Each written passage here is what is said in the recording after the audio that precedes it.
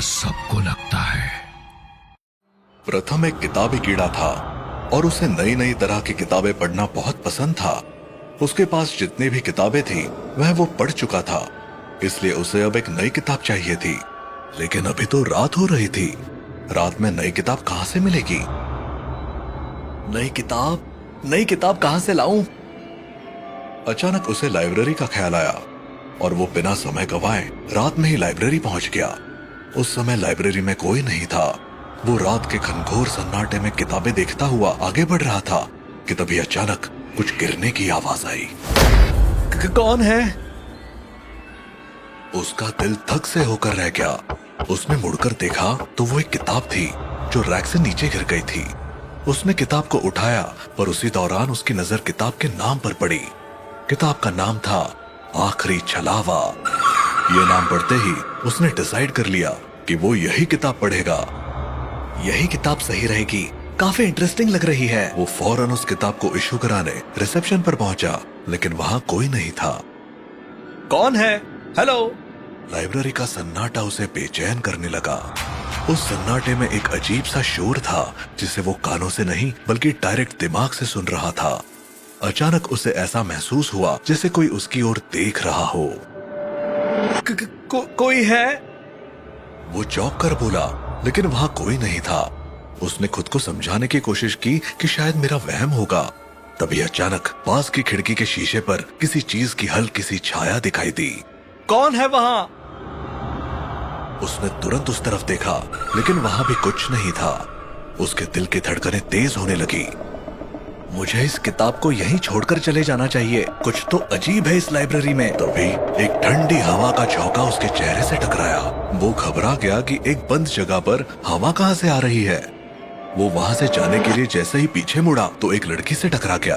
ओह, आप कौन?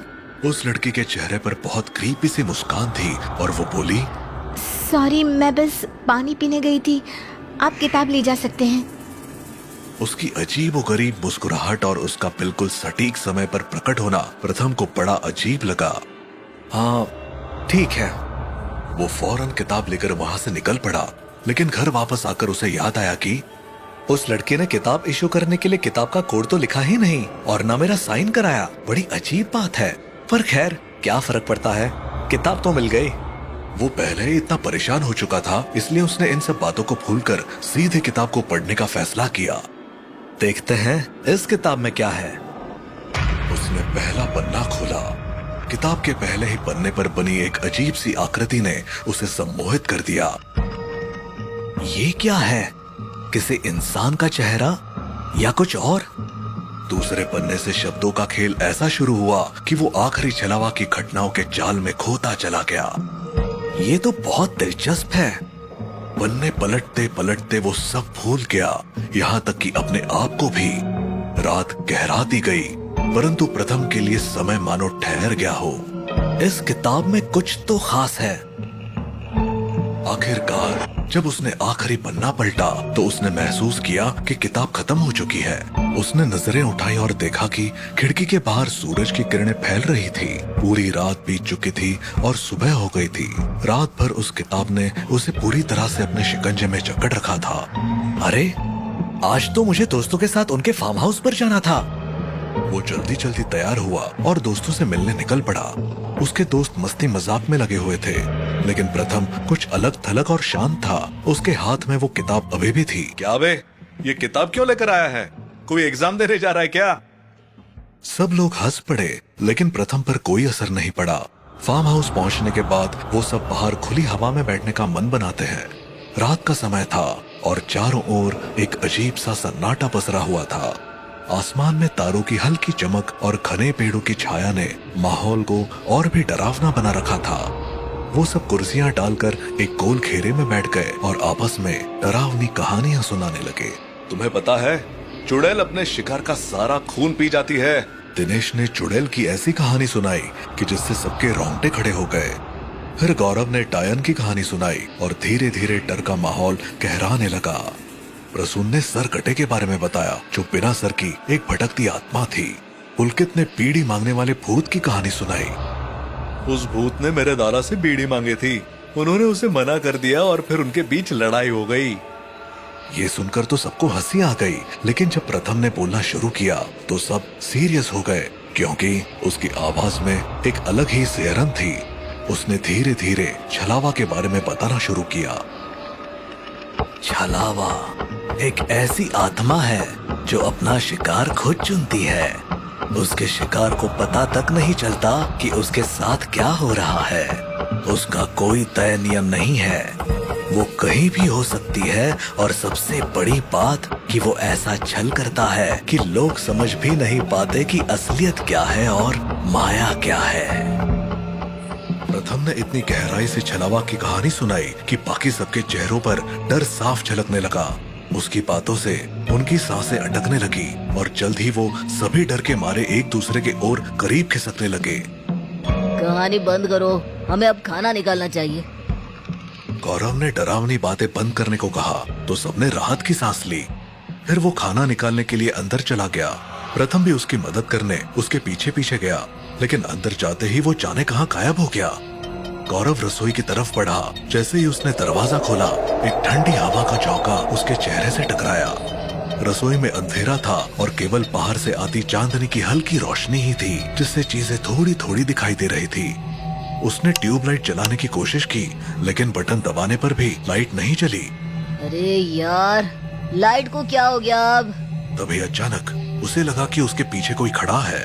तभी उसे एक धीमी सिसकियों की आवाज सुनाई दी। उसे ऐसा लगा जैसे वो आवाज उसके कानों के अंदर ही गूंज रही हो। उसके शरीर के सारे रोंगटे खड़े हो गए और उसने तेजी से बाहर की तरफ कदम बढ़ाए, लेकिन तभी उसके पांव एक जगह रुक गए और उसका दम घुटने लग गया। प्रथम, प्रथम कहाँ हो तुम? ये सब क्या हो रहा है? अचानक चारों ओर से परछाइयों ने उसे घेर लिया। उसने चीखने की कोशिश करी, लेकिन उसकी आवाज गले में अटक गई। उसे बहुत डर लग रहा था, लेकिन अब वो कुछ नहीं कर सकता था। परछाइयां उस पर झपट पड़ी और अगले ही पल कमरे में एक भयानक चुप्पी छा गई। बाहर बैठे दोस्तों को इस भयानक घटना का जरा सा भी अंदाजा नहीं था। जब काफी देर तक गौरव वापस नहीं आया तो दिनेश उसे अंदर देखने गया। अंदर अंधेरा छाया हुआ था और घना सन्नाटा था। सिर्फ उसके कदमों की आवाज सुनाई दे रही थी। जैसे ही वो एक पुरानी अलमारी के पास पहुंचा तो अचानक पूरे फार्म हाउस की लाइट चली गई और फिर अलमारी के ऊपर से एक बड़ा सा साया नीचे आया और उस साये ने अपना अजीब सा हाथ उसकी तरफ बढ़ाया। उस हाथ ने उसकी गर्दन कस के पकड़ ली। दिनेश छटपटाने लगा और उसके पैर जमीन से ऊपर उठने लगे। दिनेश ने चीखने की कोशिश की, लेकिन आवाज उसके गले में ही अटक गई। अंत में एक तेज चीख छूट गई और बाहर तक पहुंची और प्रसून और पुलकित दौड़ते हुए अंदर आए। गौरव, दिनेश, कहाँ हो तुम दोनों? प्रथम कहाँ हो? उन्होंने मोबाइल की फ्लैशलाइट जलाई तो वहां का मंजर देखकर उनके होश उड़ गए। गौरव और दिनेश दोनों की लाशें जमीन पर बिखरी पड़ी थी और उनका चेहरा डर के मारे बिगड़ गया था। हर तरफ खून ही खून था। ये सब देखकर उनकी रूह कांप उठी। प्रथम कहाँ है? वो तो हमें दिख ही नहीं रहा है। तभी उन्हें एहसास हुआ कि प्रथम उनके साथ नहीं है। वो दोनों घबराए हुए प्रथम को आवाज लगाने लगे, लेकिन प्रथम का कहीं अता पता नहीं था। उन्हें और ज्यादा देर वहां रुकना ठीक नहीं लगा तो दोनों वहां से भाग निकले। उन्होंने कार स्टार्ट की और पूरी रफ्तार से वहां से निकल गए। कुछ दूर चलने के बाद उन्होंने देखा कि रास्ते में प्रथम की कार खड़ी थी, जिसका बुरा हाल हो चुका था, जैसे उसका एक्सीडेंट हुआ हो। ये देखकर उनके चेहरों पर डर और हैरानी छा गई। आते वक्त तो प्रथम ने कहा था कि उसकी कार खराब हो गई थी, लेकिन इस टाइम तो इसके परखच्चे उड़े हुए हैं। हाँ, चल चल निकल यहाँ से। उन्हें अब समझ आ चुका था कि प्रथम के साथ ही कुछ बहुत अजीब हुआ है। पुलकित बस घबराए हुए कार चलाता जा रहा था। कार चलाते चलाते सुबह हो गई।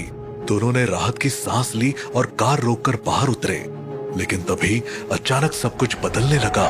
दिन से रात हो गई और चारों ओर का नजारा फिर से डरावना हो गया। वो वापस उसी फार्म हाउस के सामने खड़े थे जहां से वो भागने की कोशिश कर रहे थे। उनकी रूह कांप उठी। उन्हें प्रथम की कही हुई बातें याद आई, कैसे उसने छलावे के बारे में बताया था जो भयानक भ्रम पैदा कर सकता है। उन्हें एहसास हुआ कि उनका भाग जाना सिर्फ एक भ्रम था। हम वही वापस आ गए हैं ये सब एक इल्यूजन था। हे भगवान, ये क्या हो रहा है? सामने प्रथम प्रकट हुआ और उसने एक भयंकर झटके में उन दोनों को खत्म कर दिया। उनके शरीर जमीन पर गिर पड़े। इसके बाद प्रथम ने खुद के पेट में चाकू मार लिया। उसकी आंखें अजीब तरीके से पलटी और साथ ही उसके हाथ से वही किताब जमीन पर गिर पड़ी। किताब के गिरते ही एक भयानक सन्नाटा छा गया, लेकिन अगले ही पल वो किताब अपने आप उठी और हवा में तैरते हुए वापस लाइब्रेरी के एक अलमारी में चली गई, जहां से ये कहानी शुरू हुई थी। फिर से सब कुछ शांत हो गया, जैसे कुछ हुआ ही ना हो।